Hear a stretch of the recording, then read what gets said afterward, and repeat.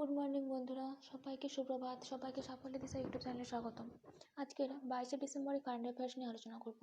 তোমরা প্রথম থেকে শেষ পর্যন্ত ক্লাসটা করো এবং ক্লাসটা ভালো লাগলে অবশ্যই একটা লাইক করে দিও এবং সেই সঙ্গে বন্ধুদের মধ্যে শেয়ার করে দিও। তাহলে তারা নিত্য নতুন সাম্প্রতিক ঘটনা সম্পর্কে যেরকম জানতে পারবে, সেরকম আপকামিং কম্পিটিটিভ এক্সামগুলোতে কারেন্ট অ্যাফেয়ার্স নিয়ে কোনো সমস্যা থাকবে না। তাহলে শুরু করা যাক আজকের ক্লাসের first current affairs. Kolkata night Riders KKR এর পরবর্তী সিজনের জন্য কাকে ক্যাপ্টেন হিসেবে নিযুক্ত করা হয়েছে? শ্রেয়াস লিয়ার। এই শ্রেয়াস লিয়ারকে পরবর্তী সিজনের জন্য কেকেআর তাদের ক্যাপ্টেন হিসেবে নিযুক্ত করেছেন। এ সম্পর্কে আমরা জেনে নেব। কলকাতা নাইট রাইডার্স আসন্ন ইন্ডিয়ান প্রিমিয়ার লিগের আইপিএল এর জন্য অভিজ্ঞ ভারতীয় ব্যাটসম্যান শ্রেয়াস লিয়ারকে তাদের অধিনায়ক হিসেবে নিযুক্ত করেছে। সহ অধিনায়ক হিসেবে নিযুক্ত করা হয়েছে নীতিশ রানাকে। নেক্সট, সংসদের নিরাপত্তা লঙ্ঘনের জন্য কতজন দিল্লি পুলিশ কর্মীকে বরখাস্ত করা হয়েছে? সম্প্রতি 8 জন দিল্লি পুলিশ কর্মীকে বরখাস্ত করা হয়েছে। নেক্সট, সম্প্রতি interactive forum of India economy IFIE দ্বারা champions of change award Karnataka পুরস্কারে ভূষিত হয়েছেন কে? ভূষিত হয়েছেন বিপিন চন্দ্র। এই বিপিন চন্দ্রকে সম্প্রতি interactive forum of India economy দ্বারা চ্যাম্পিয়ন্স অফ চেঞ্জ অ্যাওয়ার্ড পুরস্কারে ভূষিত হয়েছেন।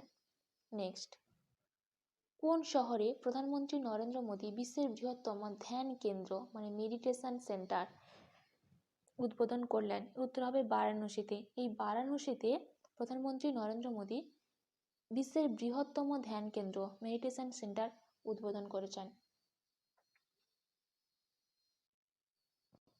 এটি বারাণসীর উমরাহ এলাকায় অবস্থিত।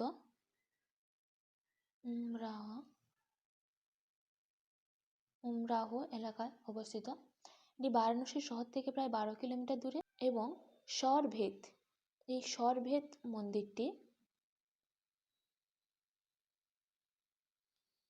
প্রায় 3 লাখ বর্গফুট এলাকা জুড়ে এই স্বরভেদ মন্দিরটি অবস্থিত। নেক্সট, টেস্ট ক্রিকেট 500 বা তার বেশি উইকেট নেওয়া বিশ্বের 8ম বোলার হয়েছেন কি? Nathan Lyon. এই নাথান লায়ন অস্ট্রেলিয়ার ক্রিকেটার। ইনি টেস্ট ক্রিকেটে 500 বা তার বেশি উইকেট নেওয়া বিশ্বের 8ম বোলার হয়েছেন। নেক্সট, ভারতের নতুন রাষ্ট্রদূত হিসেবে ইসরায়েল সরকার কাকে নিযুক্ত করেছে? রুভেন আজারকে সম্প্রতি ইসরায়েল সরকার ভারতের নতুন রাষ্ট্রদূত হিসেবে নিযুক্ত করেছে। এখানে ইসরায়েলের স্ট্র্যাটেজিক আকার আমরা জেনে নেব। ইসরায়েলের রাজধানী কি? জেরুজালেম।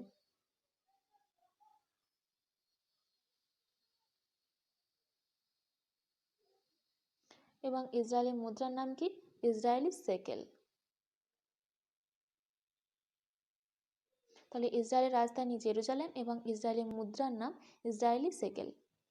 নেক্সট, সম্প্রতি কোন ভারতীয় সফলভাবে আন্টার্কটিকার সর্বোচ্চ শৃঙ্গ মাউন্ট ভিনসন এ আরোহণ করেছেন? এর উত্তর হবে শেখ হাসান খান। এই শেখ হাসান খান সম্প্রতি আন্টার্কটিকার সর্বোচ্চ শৃঙ্গ মাউন্ট ভিনসন এ আরোহণ করেছেন।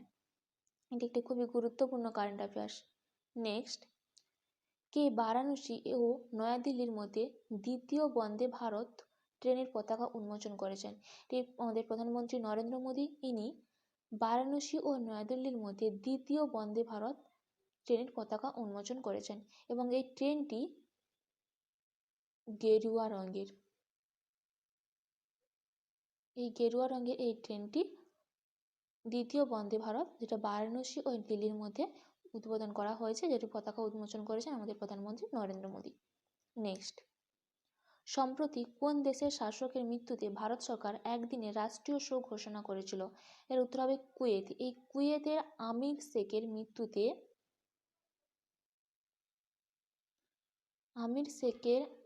মৃত্যুতে ভারত সরকার একদিনের রাষ্ট্রীয় শোক ঘোষণা করেছিল। এখানে স্ট্র্যাটেজিক আকারে কুয়েতের রাজধানী কি? কুয়েতের রাজধানী কুয়েত সিটি।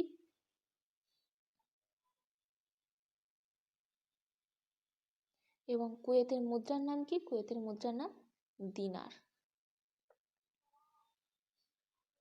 নেক্সট এবং আজকের ক্লাসের লাস্ট প্রশ্ন, United World Wrestling Rising Star of the Year 2023 কাকে মনোনীত করা হয়েছে? উত্তর হবে অন্তিম পাঙ্গল। এই অন্তিম পাঙ্গলকে United World Wrestling Rising Star of the Year 2023 জন্য মনোনীত করা হয়েছে।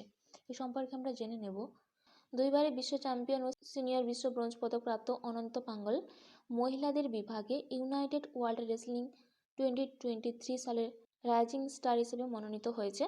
এই অন্তিম পাঙ্গল তার সিনিয়র এশিয়ান চ্যাম্পিয়নশিপে অভিষেকে রৌপ্য পদক জিতেছিলেন। তার এই দুর্দান্ত পারফরমেন্সের জন্য ইউনাইটেড ওয়ার্ল্ড রেসলিং তাকে 2023 সালের জন্য রাইজিং স্টার দিয়ে সম্মানিত করেছেন।